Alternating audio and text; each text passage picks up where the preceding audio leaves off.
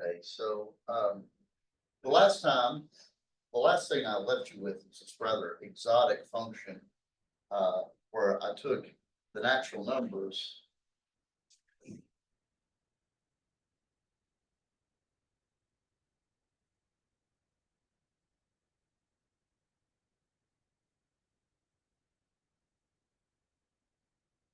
This is kind of sort of looking ahead to this. Oops. No, my bad. Went the other way. There's an easy way to put the naturals into the rational numbers in the one-to-one fashion. We actually did this, a one-to-one function from the rationals to the naturals, which is usually this is an indication that this is a quote smaller set. So we will dig deeper into this mystery later. Theorem 424. So we're going to discuss a little bit more about functions, and then we're going to get into cardinality, where we will be using functions quite a bit. Suppose that f from a to b is a function.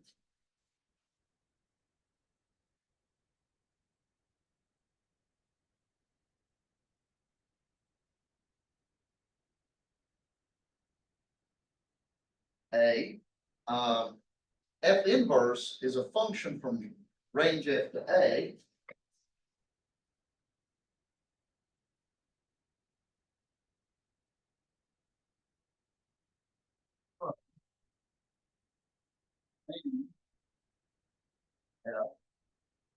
A, if and only if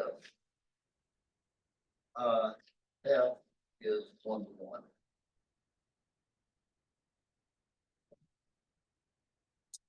And 2, f inverse, if f inverse is a function.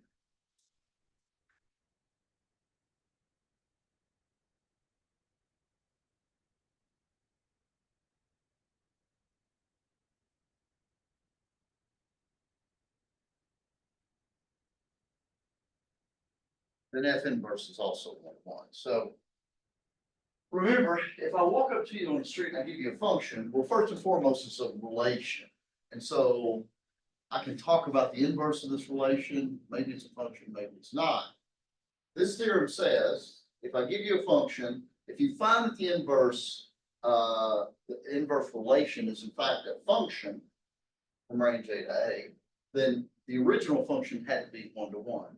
This means that to have f inverse be a function, it's necessary that f is 1-to-1, right? You've got to have that happen. And bonus, if f inverse is a function, then f inverse is automatically 1-to-1. So if I have a function in the first place and then look at its inverse relation, if its inverse relation happens to be a function, then that function is 1-to-1. So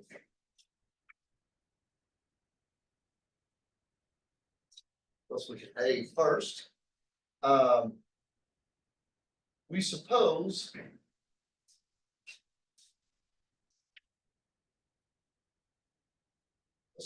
first that f inverse is a function. F inverse from range F and A. Remember, the fact that the domain of f inverse is the range of A is something that we've already covered, right? Because these are relations, and the inverse interchanges the roles of range and domain. So let's suppose that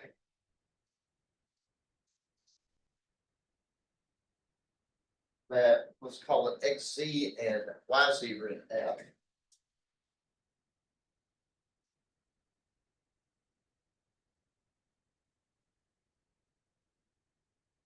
Remember, what we're trying to do here is our goal is to show that f is 1-to-1, right? So let's suppose that, so another way to think about this is f of x and z and f of y and z. We need to show that x and y. Well, this means that zx and zy are in F inverse, right? Because living in this function means it's relation, so there, if you turn the coordinates around, it's an F inverse, right? But as F inverse is a function,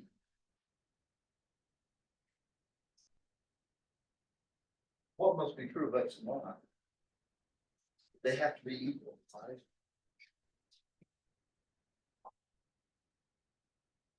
And so F is 1 to 1. Because what we've shown here is if F of X is equal to F of Y, then X equals Y. Okay, on the other hand, let's suppose that F is 1 to 1.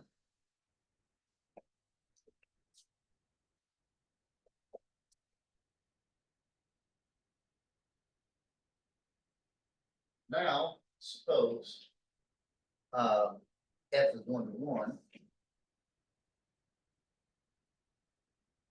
We need to show that F inverse is a function from range A, range F to A. That's what I want to say. Notice that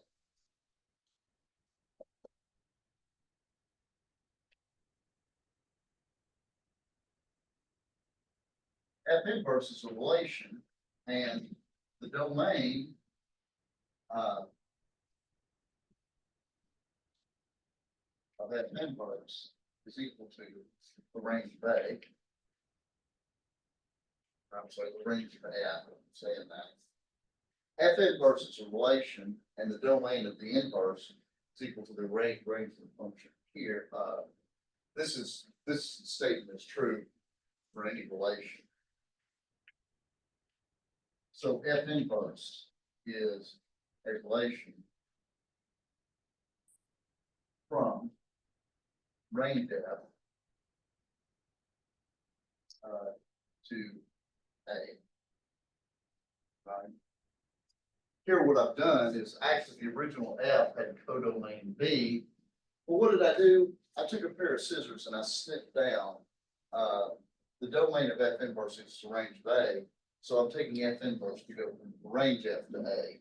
Right. I'm forgetting about the stuff in the codomain that isn't covered. Okay, so what do we want to do? Well, we want to show F inverse is a relation from range A to A, or I'm sorry, from range F to A. We want to show that this actually is a function.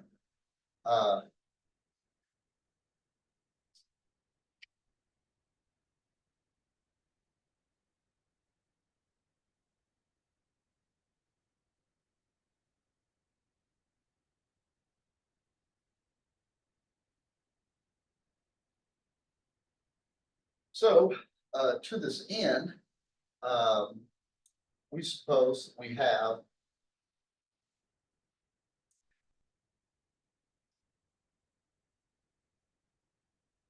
let's say y x1 and y x2 in F inverse. Because notice that F inverse already has the appropriate domain, right? So we've got that covered. Suppose that these two are in F inverse. What we have to do to show it's a function is the output, in this case x1 and x2, they have to be the same. This means x1y and x2y are in F. That is to say, let me give you a translation. F of x1 is y, F of x2 is y. That's another interpretation. But what do we know about the function f? It's 1 to 1.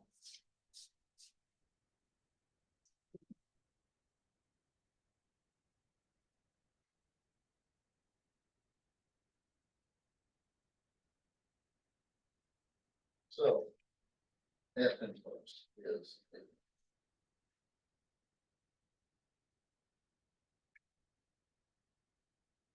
okay. Looks like we totally conquered part A. Number two, we want to show or number B, we want to show that if f inverse is a function, then it's in fact 1 to 1.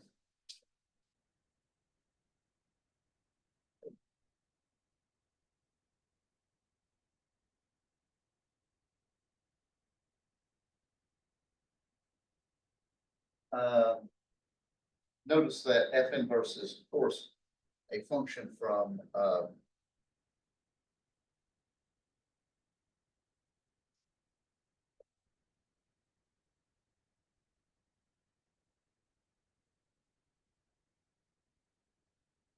function from this domain, which is the range of theta f.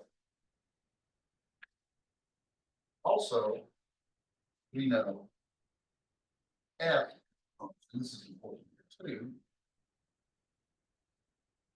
How do I know that it's a function? Well, this is just a blanket assumption of the statement of the theorem in the first place. Right.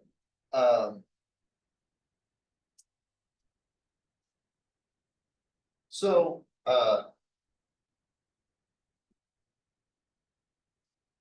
now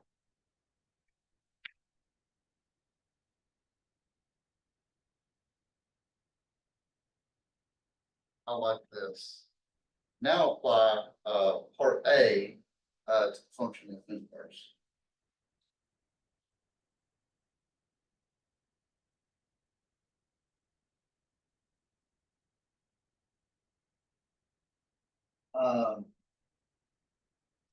What do we know from part A?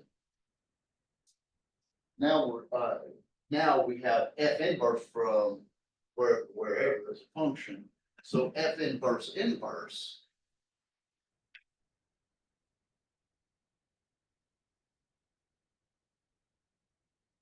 is a function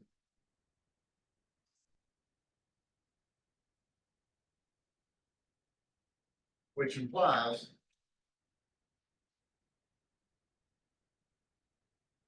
and of course f inverse is f.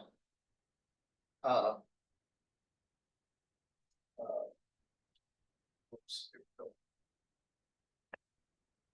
My bad, I'm a step ahead.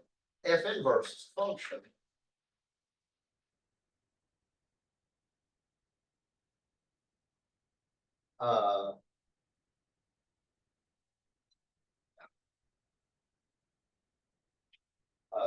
here, I've packed and unpacked my thoughts here.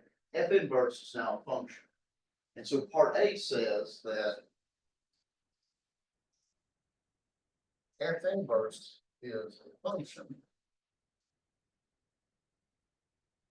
Then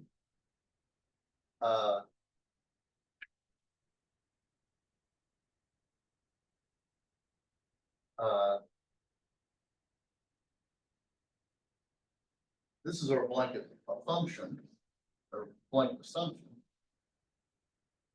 F is f inverse is a function, right? We got that by assumption, which implies actually it can only f inverse is 21. So I just replace f with f inverse over here, and that's what we get. So we get this thing almost for free that f inverse is 1 to 1. So a big takeaway from this is for you to have an inverse function, then you need the function to be 1 to 1. Notice how the original function went from A to B, right? And then I start talking about, well, maybe I don't cover all of B. I just have the inverse function go from the range of F, which might not be all of B. Here, let me give you kind of an application that you've seen. I won't go through a great deal of detail, but just to show you where you've probably seen this work before without being explained. If you look at f of x, sine x. Now, if you look at this here,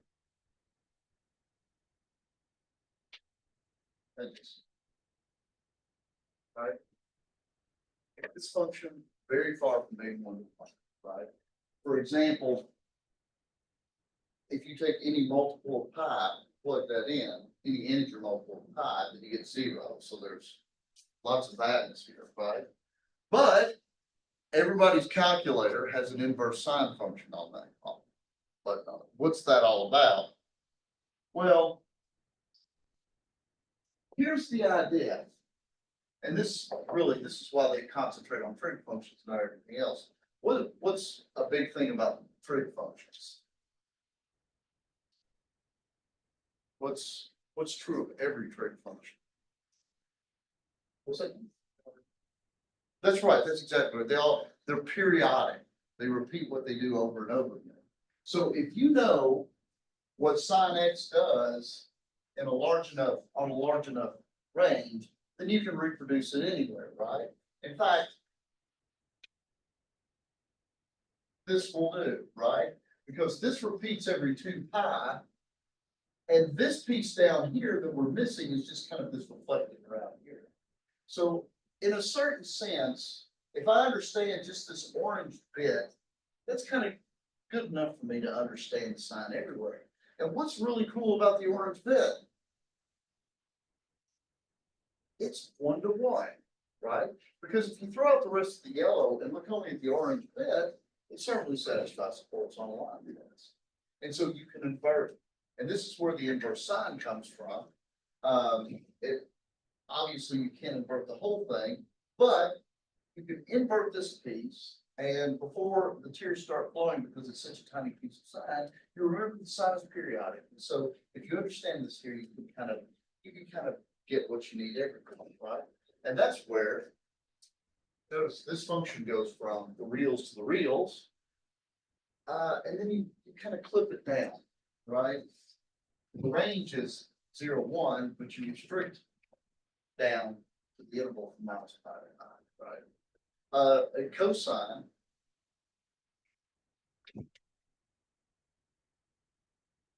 and this is, one of the kind of the weird things about the trig function.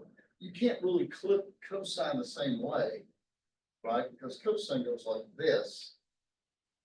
And if you try to clip it from -pi over 2 to the power 2, it's not 1-to-1. And so cosine, it's standard for you to clip it here, right? From 0 to pi. That's the standard. Let me point out that you could, just to make your students angry, you could do the inverse side of doing this piece right here, right? There would be lots of crying and gnashing of teeth. Don't do it because this is certainly natural. But you could take any 1-to-1 piece of this and do it. Okay, any questions?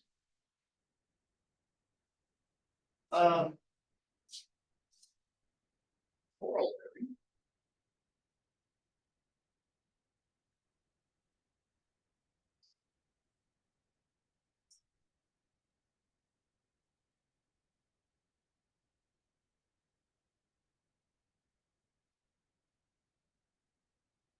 Suppose you have 1-to-1 and onto function. And actually, I'm not going to prove this corollary, and you'll see why, because it's sort of in your homework.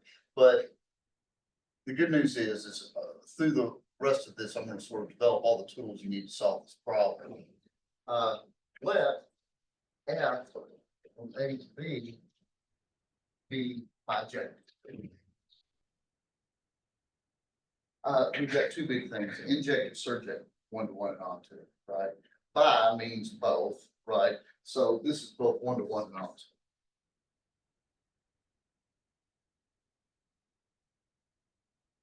So if I say a bijective function, I mean that does both things. It's both 1-to-1 and onto. Then the relation F inverse B to A is also a bijective function.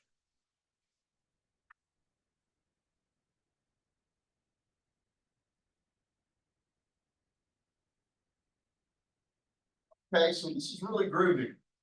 If this function here from A to B is both 1-to-1 and onto, then the inverse function not only is it a function, but F inverse is also 1-to-1 and onto. And I can tell you exactly how it works.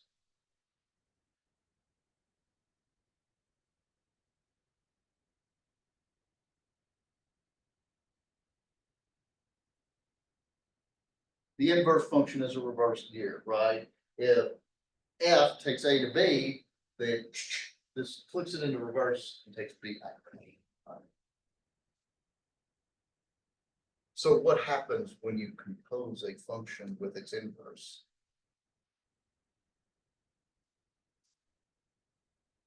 So if you take A and then you apply F to it, you get to B, and you apply F inverse to that, you get back to A, right? So inverse functions, if you apply any function with its inverse, you should get back to where you started.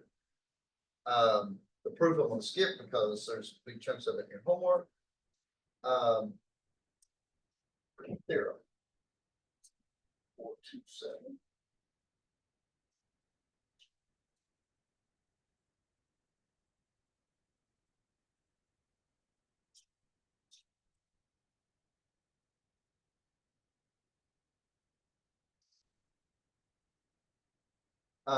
Suppose F from A to B and G from B to C are functions.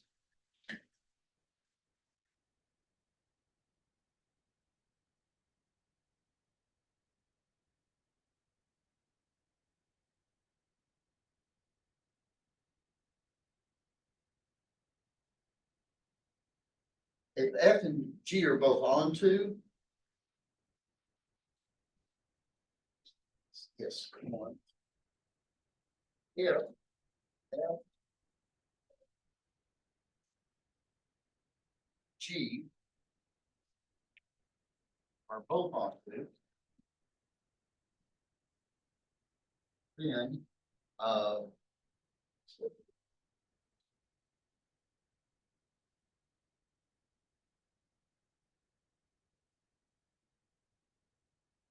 so if both functions are onto, then their composition is onto.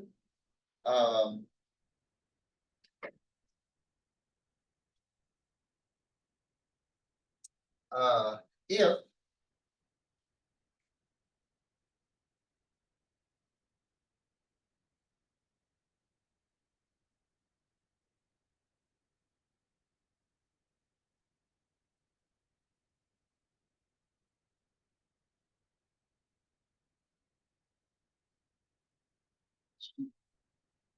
sorry, about this. So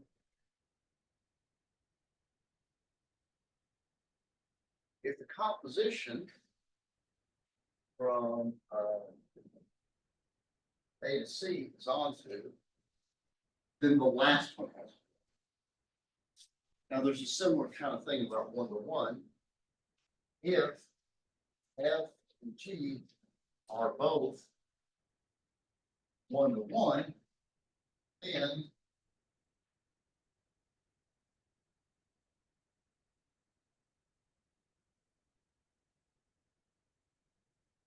so if they're both one-to-one, the composition is one-to-one.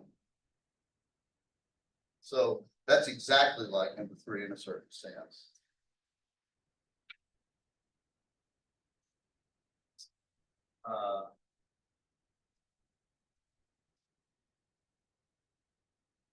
If this animal is one-to-one, then the first one has to be one.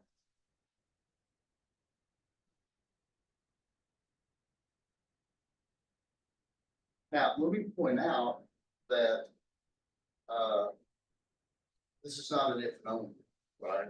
That is to say, if the composition is one-to-one, then this is one-to-one. However, this being one-to-one does not guarantee that this composition is.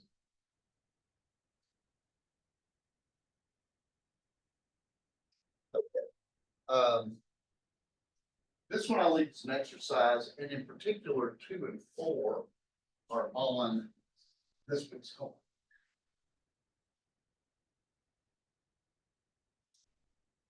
Your definition, if you're going to use this terminology on it, and this is just kind of a classical math terminology, if you will.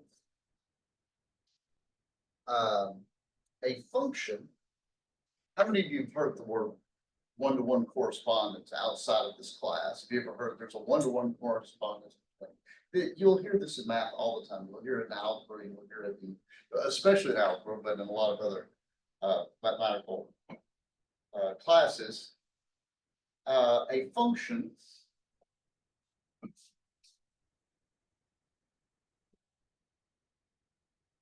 F from A to B is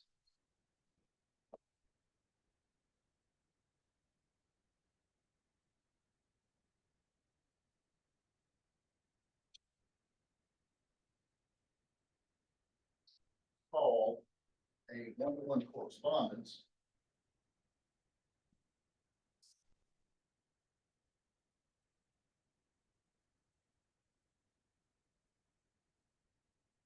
I guess I think of this as, so it's one-to-one and the correspondence means it also covers everything it's on to. Or bijective, or a bijection, if you like nouns better. If F is one-to-one and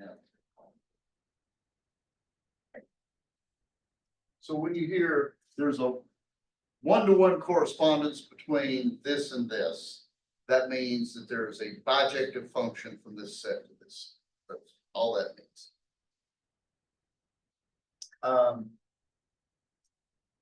So here is the final little ditty of this section before we talk about counting. I think I'll prove maybe 2/3 of this. Theorem 429.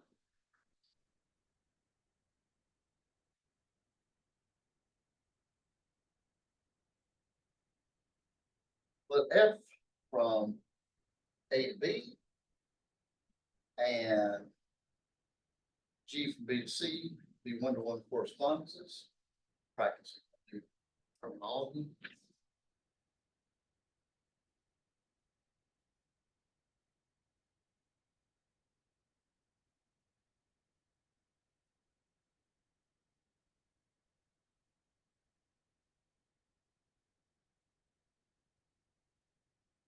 So bijective maps.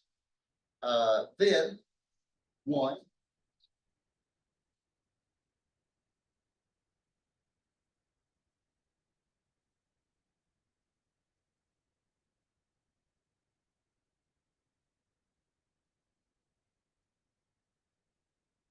The composition of two bijective maps is bijective. Tell me, there's almost nothing to prove here, right? This is contained here because part one says if F and G are both onto, then the composition is. And part three says if F and G are both one-to-one, the composition. So this is just really tying those two together, right? It's like the dude's carpet. Ties the whole thing together. A G composed of F is both of these are onto, both of these are one-to-one, so it's composition.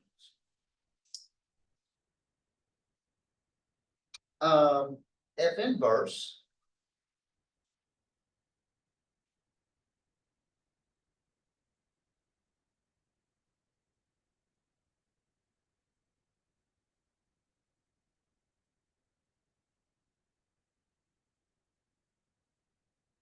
this follows from an earlier theorem as well, because I think we pointed out earlier that F is bijective, then the inverse is bijective. And three, if C is equal to A, so now what we have is F goes from A to B and G goes from B back to A. In this case, then G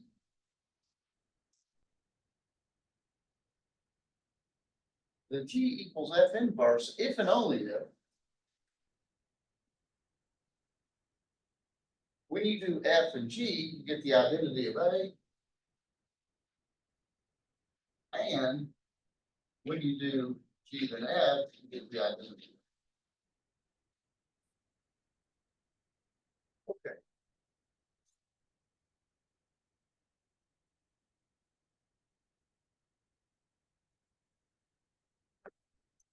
And I will leave, this really is an exercise because we've already talked our way through, this follows from the previous theorem, and this follows from an earlier theorem. And this one, I want you to think about because in this one is the seeds to one of your homework problems.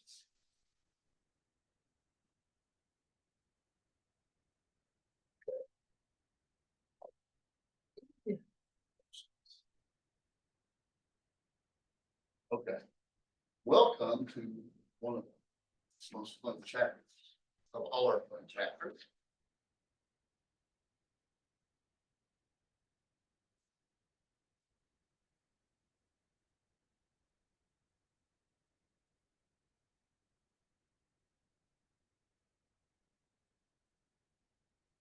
We did some counting finding sets, and that's good, right? And in fact, it can be quite subtle. Counting some things, as we kind of discovered, I think, can be kind of subtle. But now we are going to, as things go on, even try to count infinite sets, whatever that means. Um,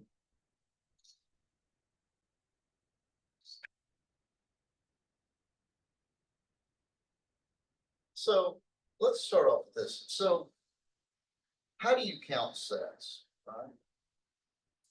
Well, we all know how to count things. So you all made it easier. Where is everybody? Anyway, so, all right, you're sitting up front, so I'm gonna pick on her because you haven't looked back. You have to look at me.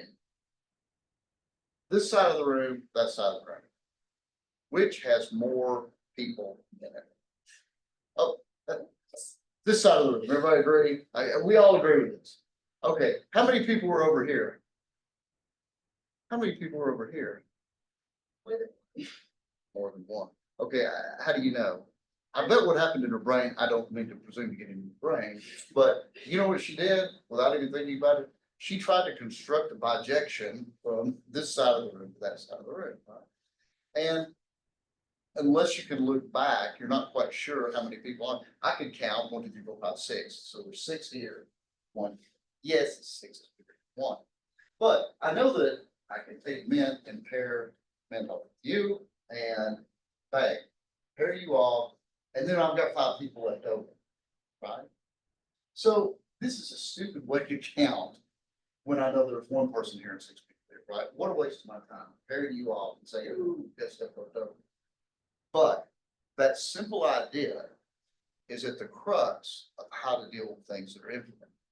Things that are infinite are perhaps infinite harder. So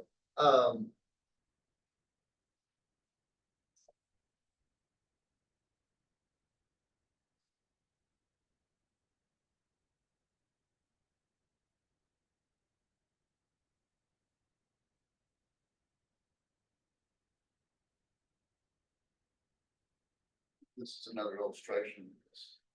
This set is smaller than this set as far as the number of elements. I don't know how many are over here, but I know there are 4 here. And there are more than 4 here. I don't have to count the rest to know that there's more over here. But we can compare numbers. We're all familiar with this. In fact, not just counting numbers, but you can compare real numbers. 1 is smaller than the square root of 2, which in turn is smaller than 2, right? So would everybody agree that if I don't care about what's in the set, I just care about how many things are in it, then if I have any finite set, I can always compare them. One of them bigger than or equal to the other, right? You might have a tie.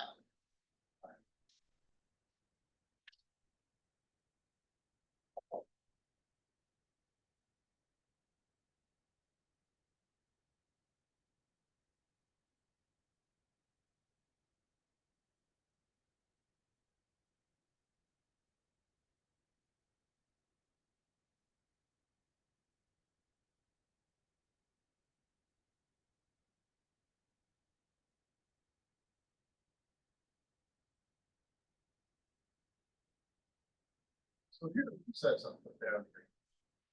The natural numbers, the integers, the rationals, Cartesian product of 3 copies of the rational, right? So this is a set of all triples, A, B, C, where A and B and C, you've got complete freedom.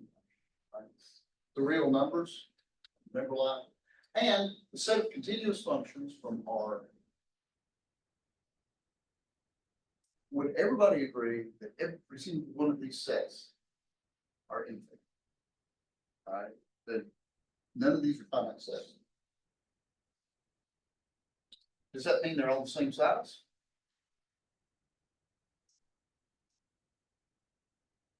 Which is bigger? This one? Natural numbers are the integers. For sure you would say. You know why I would say that? Because I know why you're saying that, because every natural number is an integer, right? But there's integers left over.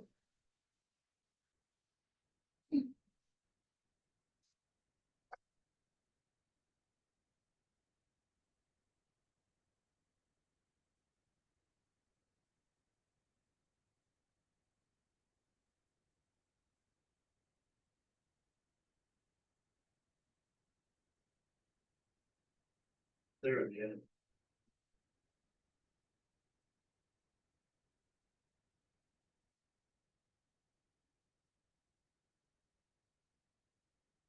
And this piece, natural numbers. Clearly the natural numbers are small.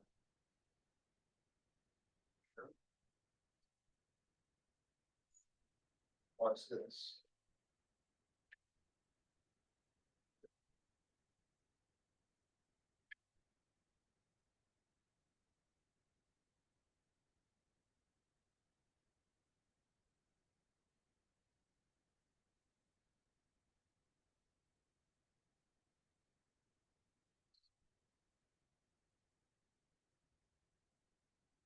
This function from the integers to the natural numbers is a one-to-one correspondence. It is one-to-one and it is onto.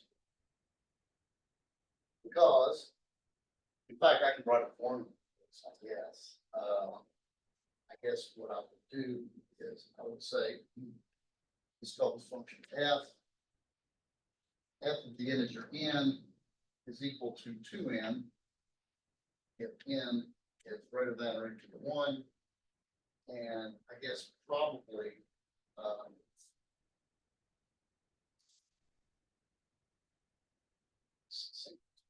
it's going to be an actual number minus 2n plus 1, I guess, if n plus something.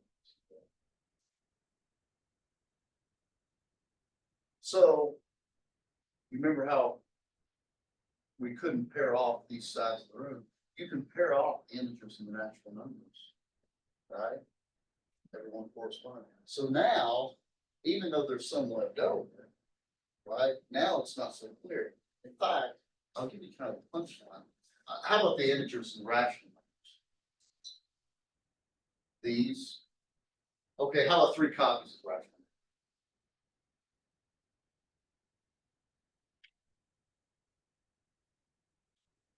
All 4 of these are the same size. I can pair them all off. The reals is an infinite set, but it's bigger. So I'm giving you some spoilers here. All right, we're going to actually prove this. This is a bigger infinity. This is If that's so clear to do with one of the key term or the rations and rations, how can you compare that to like just a like signal? If it's like I'm going to show you. And in fact, there are going to be some of these things. I'm going to put a very big theorem later in this class that shows you if you can do a one-to-one map in both directions, then you can get a bijection. And that sometimes it's easier to show that there's a one-to-one map from A to B and a one map from B to A. So you're making me do all kinds of spoilers, which is good. This is a bigger infinity. And that one's even bigger.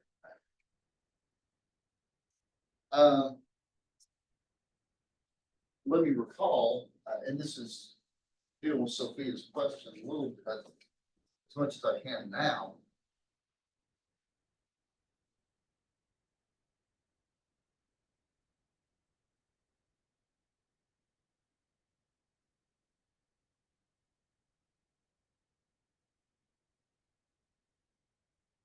That map, F from the natural numbers into the rational numbers is 1 to 1, right? Just take every natural number to itself. It is certainly very far from onto. No negative numbers allowed. No things like 2/3. You're never getting that. But that is a 1 to 1 map from the natural numbers into Q, right? You remember that weirdo thing I did last time? G, well,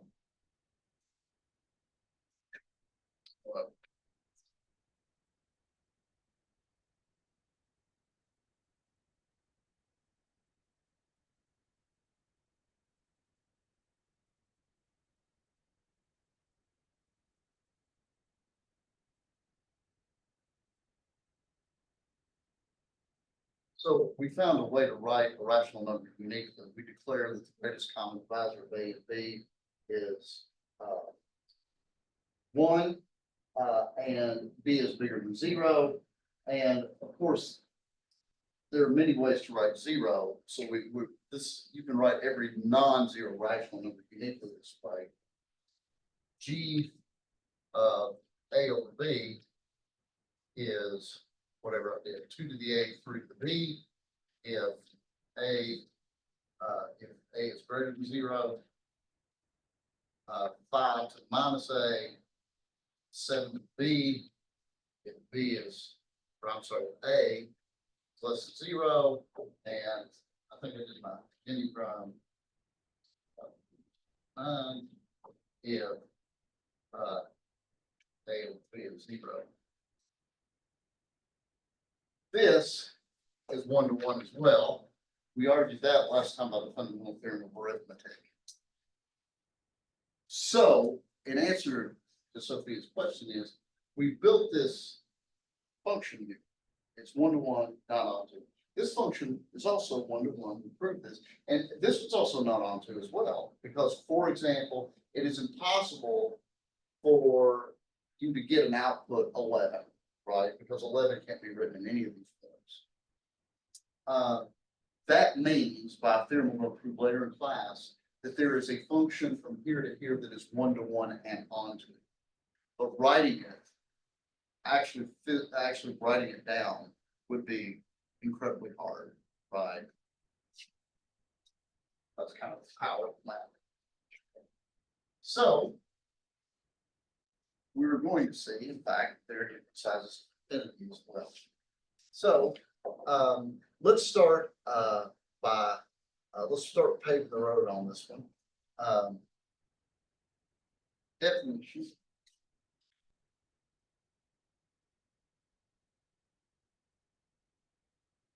Say two sets are equivalent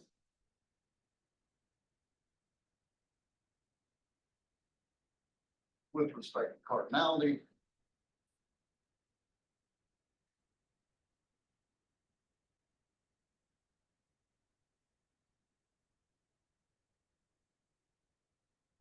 And right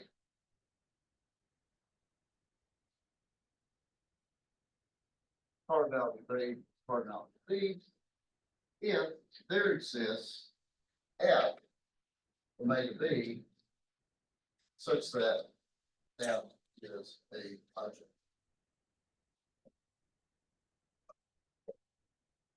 So what does it mean? How are we defining two sets to be of equal size?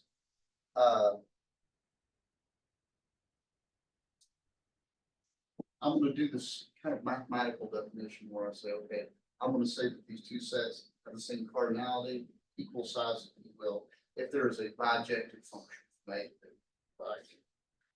Let me give you a quick example that really needs to be reported about that. If A is a finite set,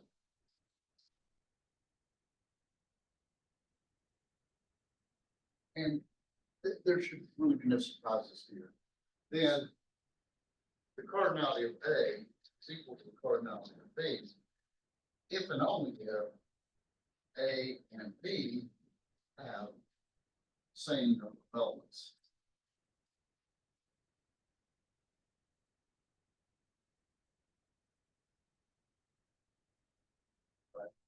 So if both A and B have 6 elements in it, then there is a one-to-one function from from the set A to the set B. And conversely, if the set is 5, then if there's a one-to-one function from A, one-to-one and object function from A to B, then A and B have the same many elements. However many A has 10, say, and so does B.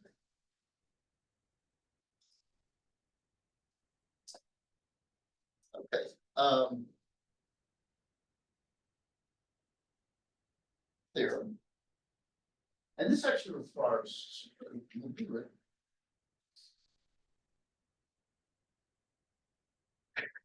Uh,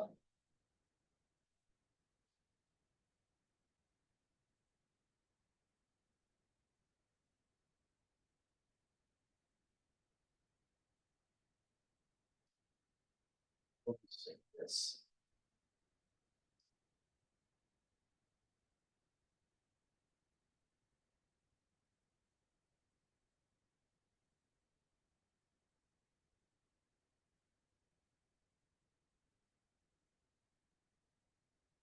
Uh, we say A is related to B.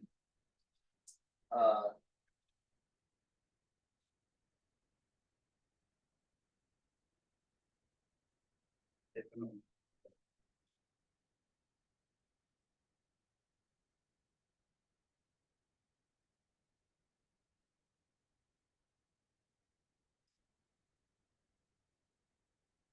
say A is related to B, if not to B. Then uh,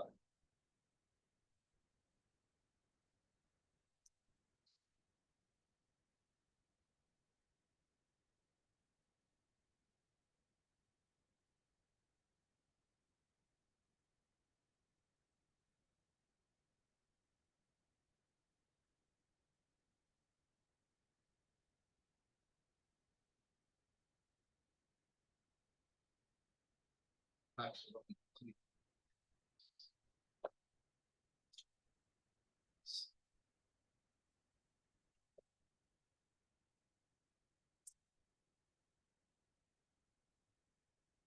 let's prove this. So we have just some fixed collections, fixed set of sets. And I'm going to declare the two of them are related if they have the same cardinality. This is a proof. What do we have to do? Well, we have to show that A is related to A, right?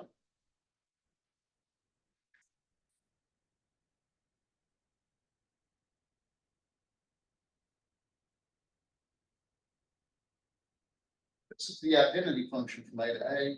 This is always one to one and on to. So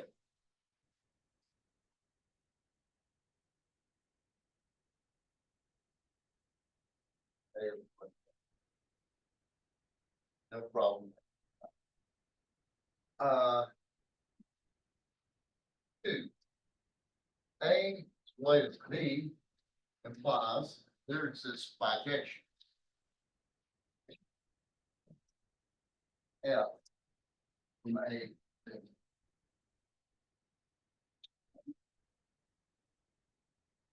But what did we just learn? This is why we have to do functions first. If F from A to B is bijection, then the inverse relation is bijection backwards.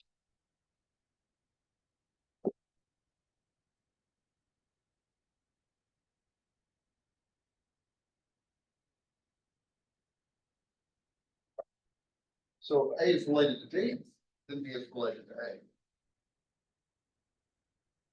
And finally, transitivity.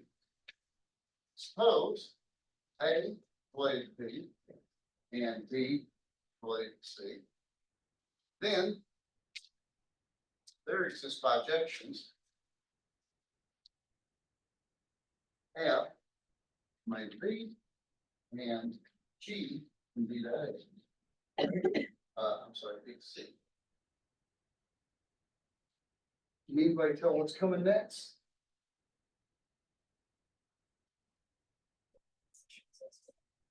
Fantastic. Then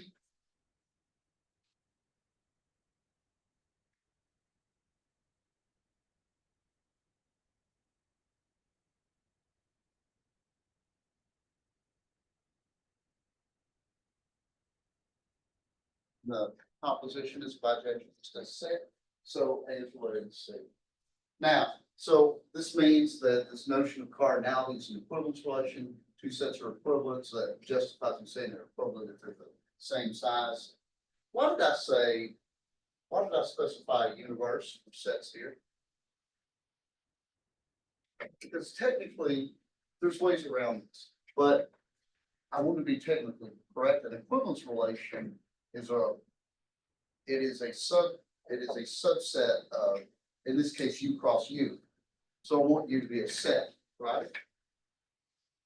What would happen if I took all sets? Remember that earlier homework, well, there is no set of all sets. So I just said, okay, I want to create a universe with some sets. So again, there's ways around that, but that's good for today. Any questions? All right, I will see you folks on Wednesday.